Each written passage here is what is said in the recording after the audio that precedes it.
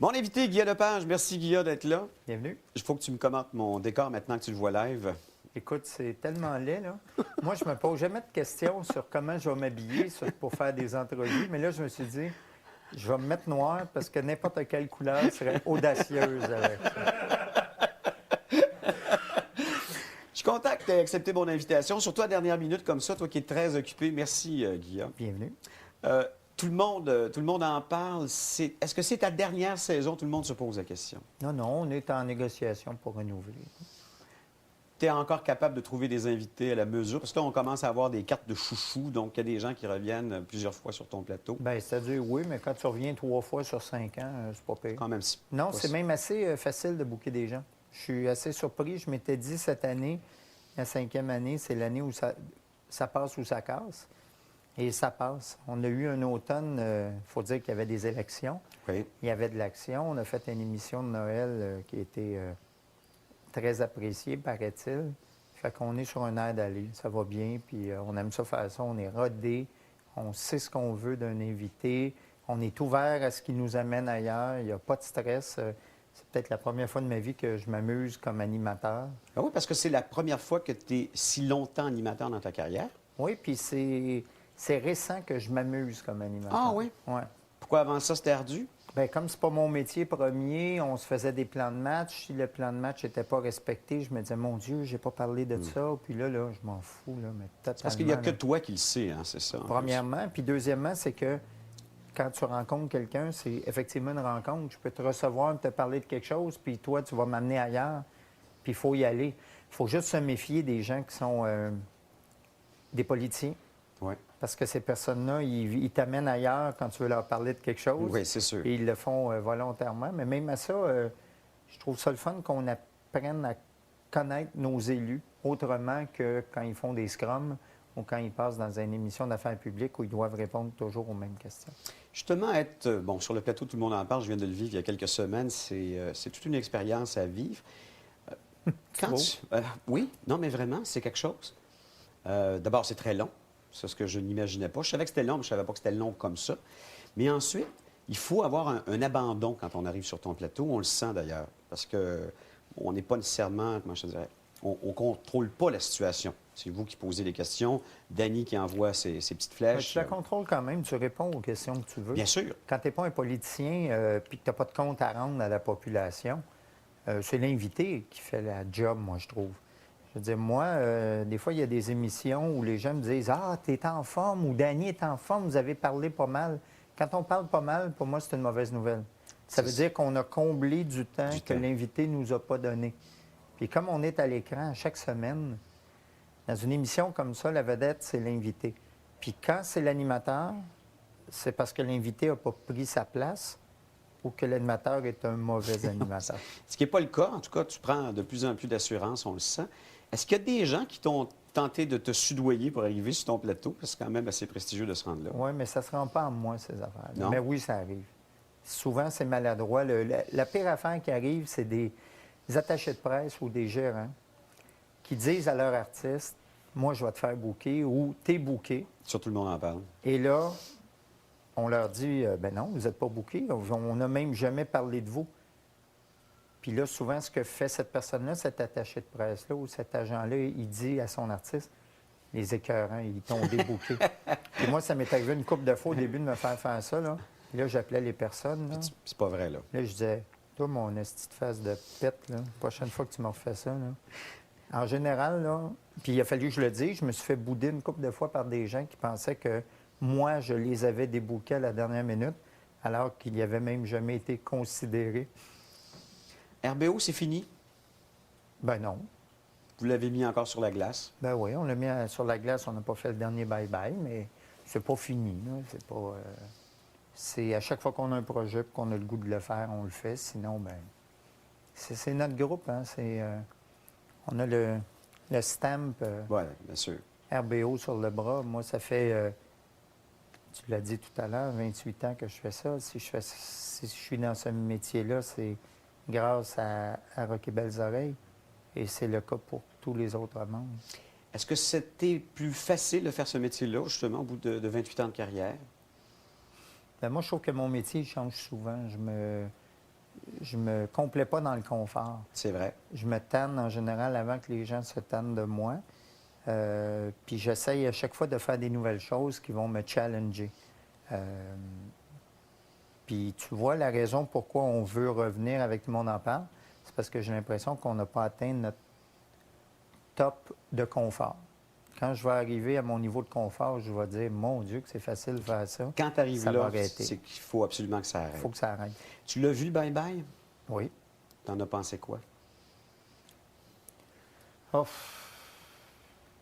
Pour résumer, là, c'est très difficile en humour de mélanger du live,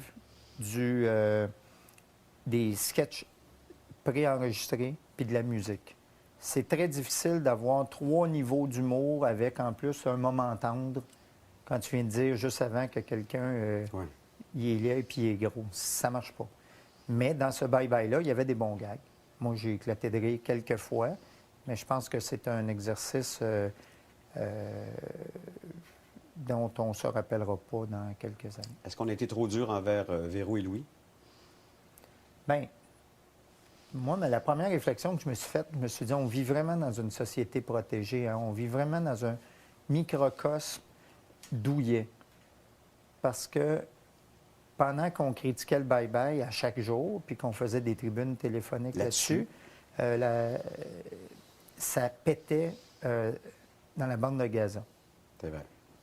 qui est une poudrière et qui peut, à tout moment, changer la face du monde par les conséquences du prochain attentat. Fait que, moi, je pense que c'est une émission de divertissement. On a le droit d'aimer ça. On a le droit de ne pas aimer ça. On a le droit de dire « j'ai trouvé ça raciste ou de mauvais goût ». Et on a le droit de s'excuser, ce qui a été fait dans les règles de l'art. Les créateurs ont dit « excusez-nous, c'est pas ça qu'on voulait faire ». À mon avis, ces excuses-là étaient éminemment honnêtes et recevables. On passe à un autre sujet, si bol. Je pense qu'RBO ne se serait pas excusé. Est-ce que je me trompe? C'est dur à dire. Tu t'excuses quand tu réalises que les gens n'ont pas compris ce que tu voulais faire. Mais à partir du moment où tu expliques un gag en partant, que le gag soit bon ou pas, il n'est pas bon. Il est moffé, là, rendu là. T'as raison. Il a été mal perçu. Mais tu vois, j'ai même pas le goût de te reparler du bye-bye parce que je trouve que ce sujet-là, il est passé. Il ne faut pas ramener ça. OK. Là. C'est pénible. Là. Allons dans le futur, au retour de la pause, je veux que tu me parles de tes projets. Je sais que tu en as pas mal. Oui? Oui. Oui, OK. Au retour de la pause, Guy Lepage.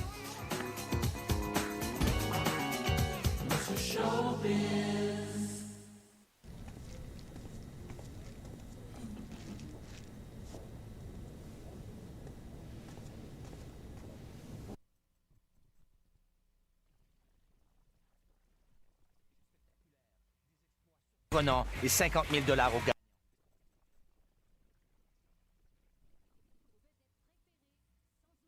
Les meilleurs palmarès. Pour la référence. 1866 ING Direct. C'est votre intérêt. Peine interurbain peut s'appliquer, 18 ans et plus, First Media. Vous voulez être enfant?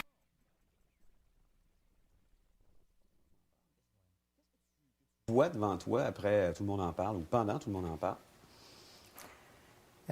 J'ai tout le temps un ou deux projets, moi, en banque, mais parce que je veux tout le temps revenir à la scénarisation ou faire des films ou faire des séries télé. Alors, j'ai ça, j'ai ces projets-là que je développe à la vitesse que je peux en fonction de la job que je fais. D'ailleurs, tu dis que ton premier métier, c'est celui d'auteur.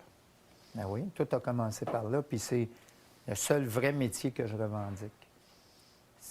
Moi, je suis devenu comédien par accident, réalisateur par insatisfaction, mais mon vrai métier, c'est auteur.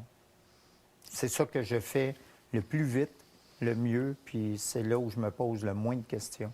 Puis quand quelqu'un me dit « c'était bon, ce texte-là », je fais « ouais ». Alors que dans n'importe quoi d'autre, je vais dire « ah oui, t'as trouvé, oui, tu jouais bien cette scène-là. Ah oui, t'as pas remarqué que j'avais un tic ou n'importe quoi. » Alors Toi, que, tu vois tout, toi. oui, bien moi, je me regarde. Je regarde, Ouais. tout le monde en parle à chaque semaine, puis je critique tout. Et ton niveau de satisfaction de toi, c'est quoi? Je te mettais ça sur une échelle de 100 là, quand tu te regardes. Moi, comme animateur, Ouais, tu là, donnes une note de? oh, 75. Pas plus que ça. Non. C'est pas ça 100 pour moi. C'est vraiment pas ça. Puis comme comédien? Bien, ça, c'est 75, mais des fois, j'ai des moments, des fois, je fais des affaires comme comédien que je connais personne qui peut faire.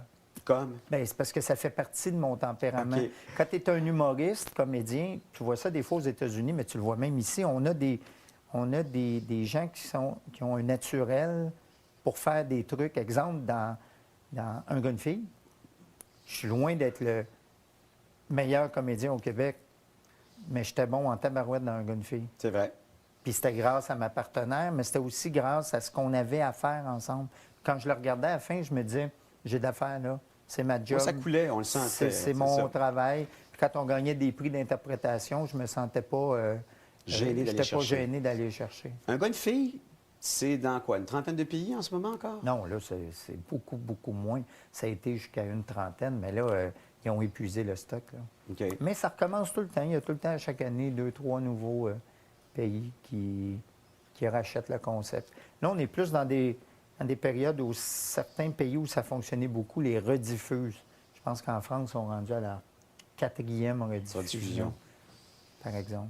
Et tu as gardé le contrôle sur ton produit, ça, c'est admirable quand même. Bien, c'est pas admirable. Ben, on peut, parle à François Havard, il va te parler des bougons en France. Bien, c'est parce que c'est à la base qu'il a signé. Tu peux garder le contrôle de tout ce qui est à toi toute ta vie. Je veux dire, c'est une leçon de négociation 101. Moi, dans mon contrat, c'est Lui, c'est si fait je suis avoir. pas content, bien, je ne sais pas si c'est fait avoir, je ne sais pas avec qui. OK, il a fait affaire. En fait, je ne sais pas à quel moment il s'est dit arrangez-vous avec ça, occupez-vous-en, puis moi, je ne fais pas ça. Les Américains, Moi, je travaille en fait- de très près Oui. avec Avanti. On est comme ça, puis on donne le petit bout de corde qu'on veut donner. Love Bites, les Américains avaient repris le format un gars, une fille. Ça s'est mal passé. Ça s'est fini comment, ce dossier-là, au juste? Bien, je ne peux pas en parler beaucoup parce qu'il y a eu un règlement hors cours. Mais ce que je peux te dire, c'est qu'il y a un producteur qui voulait faire de plus en plus d'intégration de produits. Intégration de produits qui est Commercial, là, bien sûr. commerciale. Et j'ai refusé. Puis ça a fini par arrêter. Mais il n'y avait pas de... C'est ça. C'est pas mal ça que je peux te dire. T'es content de l'entente? Non, je ne suis pas content de l'entendre. Moi, j'aurais aimé que ça marche. Bien sûr. Comme on voulait le faire. Alors non, la réponse est non. Il y a eu règlement, puis on n'est pas du tout en chicane avec les producteurs américains avec qui on a travaillé, mais et eux et nous auraient aimé que ça fonctionne.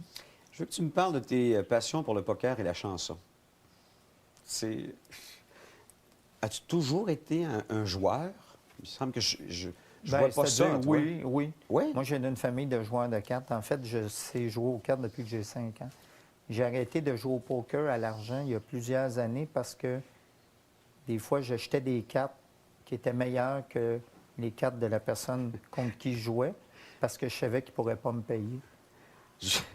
C'était ça ta stratégie? Non, ma stratégie, c'était je voulais pas vider mes amis. OK.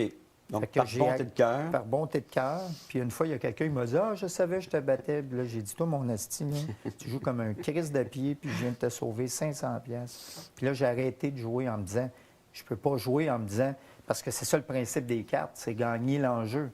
Fait que si tu gagnes pas l'enjeu, c'est plate. Non, c'est plate. Ça enlève tout ton plaisir. Et dans le poker, le Texas Hold'em qui existe maintenant, il y a une formule qui s'appelle les tournois.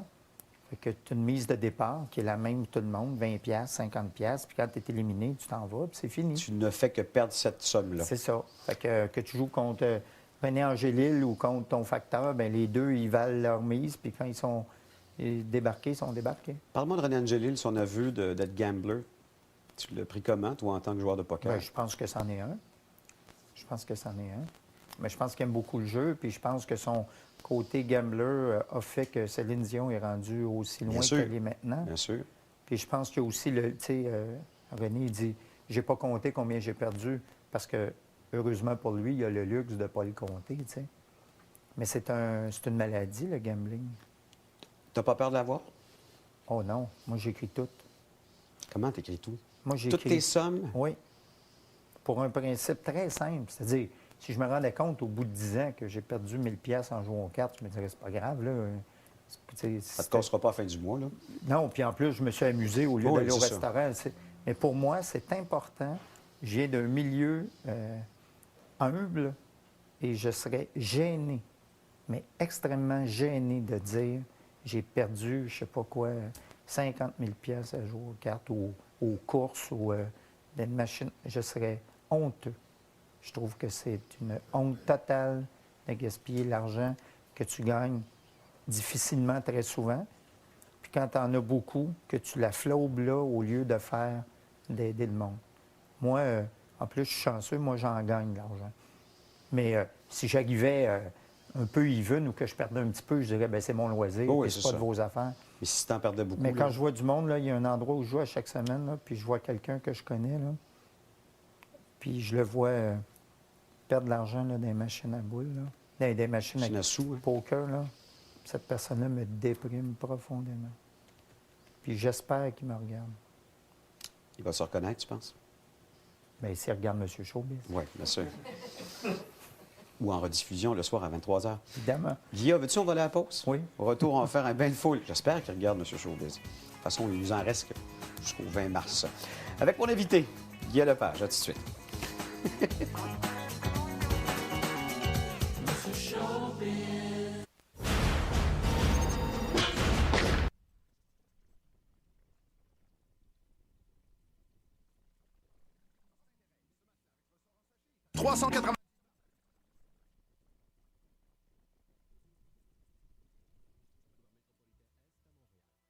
Les demandeurs doivent être...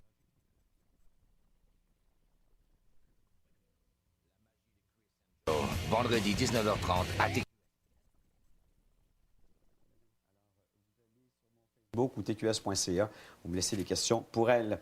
Peu de temps pour te poser ces différentes questions. Salut Éric, j'aimerais que tu demandes à Guilla, mot pour mot.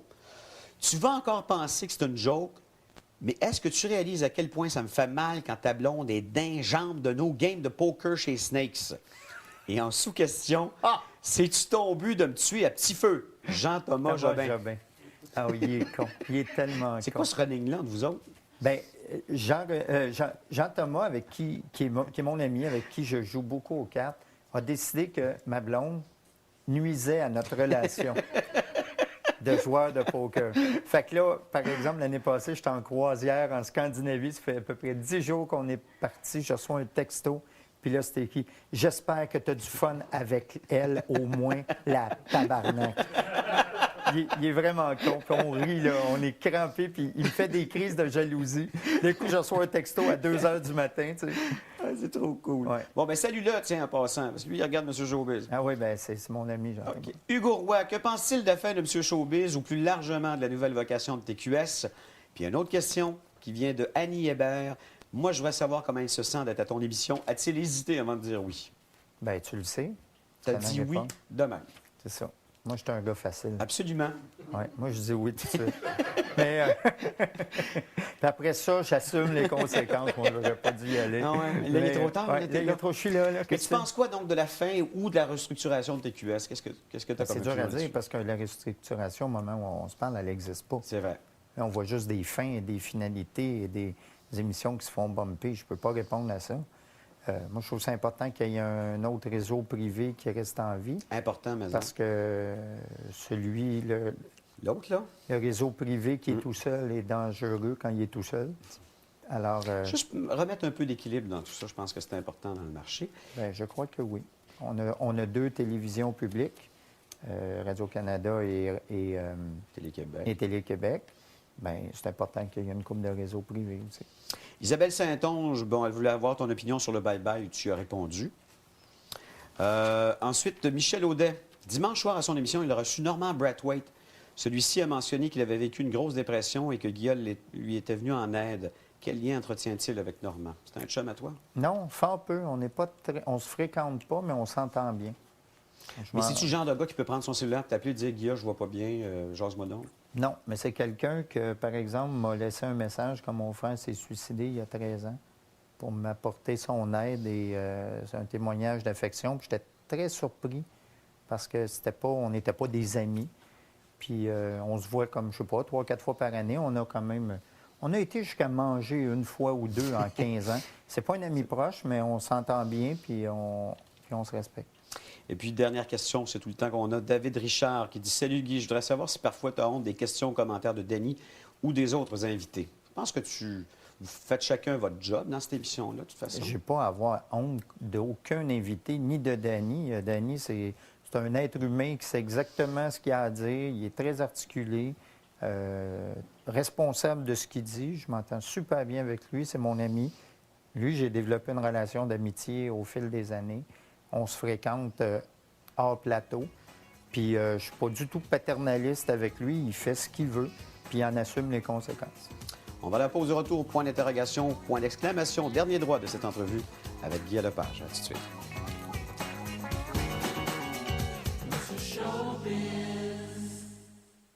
Les demandeurs doivent être âgés de 18 ans et plus.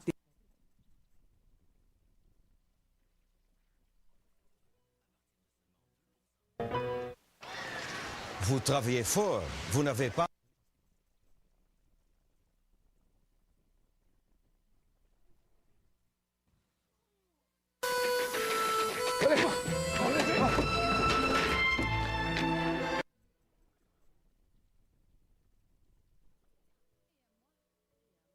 Et à moi.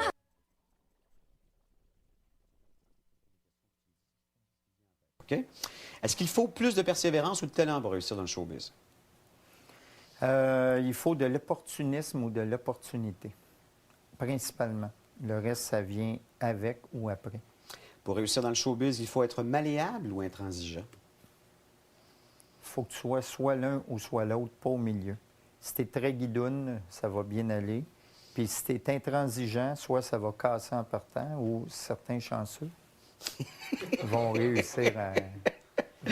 Pour réussir dans le showbiz, il faut du pouvoir ou du vouloir? Il faut les deux, mais il ne faut pas abuser de son pouvoir. Ça, c'est un grave défaut. Les gens ne l'oublient pas. C'est un milieu où les ascenseurs se croisent. Oh, Colin, oui. Quand tu Puis, montes et quand tu descends. hein? Tu as raison. Hein? Eh oui. Hein? Pour réussir dans le showbiz, il faut défoncer les portes ou les ouvrir lentement? Bien, écoute, ça dépend de ce que tu fais dans ta job. Si tu veux refaire ce qui existe déjà, tu t'ouvres doucement, tu es gentil avec le monde. Si tu veux changer les habitudes, il faut que tu défonces les Ouais, portes. je pense que tu as raison. Dans ce métier, il faut prendre tout ce qui passe ou choisir tout judicieusement? Ça avec? Moi, je pense qu'il faut choisir parce que tout ce qui passe, c'est-à-dire, si tu fais une petite chronique à un poste de radio, puis après ça, tu as une autre émission, ça va, tu gagnes ta vie. Mais si toutes ces émissions-là deviennent très populaires, les gens commencent à dire « Hey, lui, je suis tanné d'y voir la face. » As-tu peur de ça, toi? Qu'on te voie trop, Ben, trop moi, tu riche, peux- trop populaire? Ben, moi, tu peux pas me voir trop. Je limite mes apparitions depuis des années, le plus possible. Je ne m'éparpille pas depuis des années. Je fais très, très peu d'entrevues parce que je fais Tout le monde en parle à chaque semaine, puis que il y a 1,5 million de personnes qui me voient pendant 2h30. J'ai décidé que c'était bien assez. Il faut être charmant ou charmeur pour réussir dans le showbiz?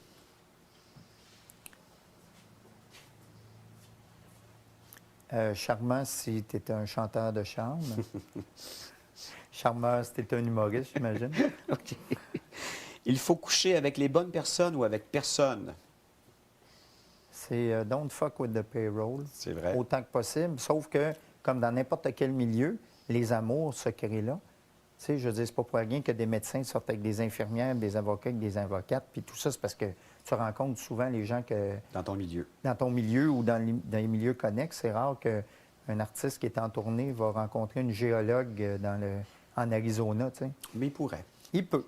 Faut Ta juste blonde, elle est dans le métier? un métier connexe. Oui, travaille en télé puis en cinéma. Il faut tout dire aux journalistes ou garder tout jalousement? On peut tout dire, mais se rappeler qu'on va nous le rappeler. Oh, ça oui. Et c'est vrai. très, très dur de revenir. Tu l'as dit à mon émission, et je cite Éric Rémy. Et je cite... Quand tu te maries à la télé, il faut que tu te divorces à la Mhm. télé. Quand tu as montré ton enfant en photo, quand tu ne veux plus le montrer, tu deviens un écœurant. Ouais. Moi, j'ai réussi pendant 28 ans à être vraiment à côté de ça. Puis ça ne m'a pas empêché d'avoir beaucoup d'entrevues et d'exposures. Pour réussir dans le showbiz, il faut quelquefois être en page 1 ou souvent en page 20. Pour durer dans le showbiz, Ouais. ceux qui durent le plus longtemps, c'est ceux qui sont toute leur vie en page 20, des fois en page 1, parce qu'ils sont là tout le temps. Oui. Et dernière question. Pour réussir dans le showbiz, il faut tout sacrifier pour son art ou ne rien sacrifier de sa vie? Moi, je dirais que, pour être plus large, que l'amour, c'est comme le pouvoir, c'est comme l'argent, c'est comme le succès, c'est comme la popularité. Tu peux les obtenir si tu y penses à chaque seconde de ta vie ou si tu y penses jamais. Il y en a qui choisissent la deuxième option. T'as envoyé ça à qui ou juste là? Ah, OK. À Jean-Thomas. Oui, ah, OK, c'est un petit message. Conclusion de cette entrevue. Fait que vous avez vos signes, c'est ça, là? OK. On a nos signes. Ça veut dire que j'ai une paire d'as. OK. Ça veut dire que j'ai pas de jeu. Les gens se rendent compte de rien. Là. Une fois que je regarde mon jeu, je fais... Puis là, il déduit que j'ai pas de jeu. Bon, point d'exclamation, c'est un texte que j'écris pour chacun de mes invités. Celui-là, il est pour toi, taillé sur mesure. Oui, ta petite composition. Ouais, c'est comme une carte de Danny, mais moi, c'est gentil, tu vois. Non, mais Danny, c'est gentil des fois. Oui, des fois. Mais pas pour toi. Oui, je sais. Mais tu vois, s'il vient à l'émission, ça va être gentil pareil, tu vois. Moi, Ben, dans mon cas. Comme ça, c'est têteux. Non, c'est juste parce que j'essaie de faire ressortir le beau côté des gens. Ben oui. Mon émission, c'est l'antithèse de la tienne, tu vois. Ben moi, j'essaie de faire ressortir le bon côté des gens aussi. OK, mais je parlais de mon décor. Ah, si, ouais. Oui, ça, OK. Fais attention, tu pourrais avoir des problèmes avec tes yeux ensuite. Bon, cher Guilla, ce que j'apprécie le plus de toi, c'est toi. Il n'y a pas deux Guilla. Tu es entier, dévoué, malgré la croyance populaire. Tu es resté simple et accessible, malgré tes innombrables succès. À chaque fois que je te l'ai demandé, tu as toujours accepté mes invitations, que ce soit pour des entrevues à la télé ou à la radio, ou pour me donner quelque chose pour mes levées de fonds. Tu es généreux, tu as du talent, mais malheureusement, tu n'as pas tous les talents. Tu ne chantes pas toujours juste, tu n'es pas le meilleur des comédiens. Mais ce qui est admirable, c'est que tu t'en fous, car tu fais toujours tout ce que tu aimes jusqu'au bout. D'ailleurs, tu ne crains pas le ridicule, même qu'avec le temps, tu t'en es fait un beau pécule. Moi, c'est quand tu parles du décès de ta mère ou de ton rôle de père que je me reconnais en toi. Car toi et moi, nous savons plus que quiconque que la vraie richesse n'est pas faite d'argent de célébrité, mais de ceux qui nous entoureront quand elle nous aura quittés. Que puis-je dire de plus à un homme comme il ne s'en fait plus, sinon merci de ton indéfectible appui. Eric, mon merci Guillaume. beaucoup. Ça me fait Bonne plaisir. fin de saison. Merci infiniment. Et profite de ton été avec ta blonde à la regarder planter des tomates. Je te promets que je vais le faire. Mais reste dans l'auto. C'est vraiment... C'est quoi le signe pour que... Jean-Thomas, juste pour finir, là? Jean-Thomas, Oui. OK. On a fini cette entrevue. Merci. Guillaume. bienvenue. Demain, Nicole Leblanc va être ici en studio. Alors, si vous avez des questions pour elle, puis aussi, tiens, jeudi, on va avoir James Heidman comme invité. Posez vos questions. Très hâte de te voir performer. À Dieu merci. Je te souhaite bonne chance. Tu entres juste là.